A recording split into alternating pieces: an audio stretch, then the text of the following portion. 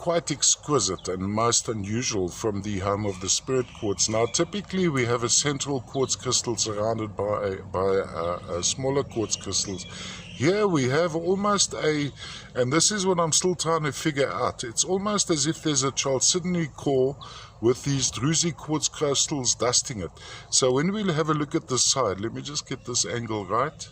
You'll see there's a separation, there's a flat base, and there's this lovely formation on top here. Of course, totally intact, there's no contact on this piece. You have the formation running through the back there, going through. Now, when you have a closer look at the individual crystals, let's find a bigger crystal.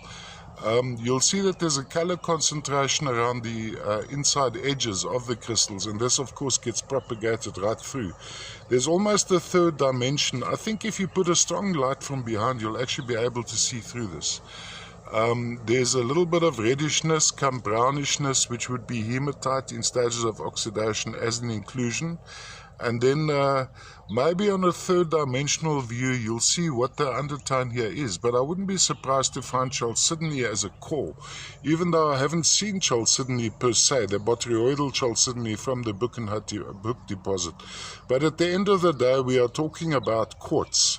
So quartz and chalcedony are actually the same thing. Chalcedony is a variety of quartz, chemically similar. Crystal form varies though, often botryoidal, and there's also an abstract form of the quartz crystal. So from a display point of view, standing flat on a turntable, you have this effect, very, very bling bling of course. And then looking from the top down, you have this effect. A lovely example of a spirit quartz with a difference, all the way from South Africa.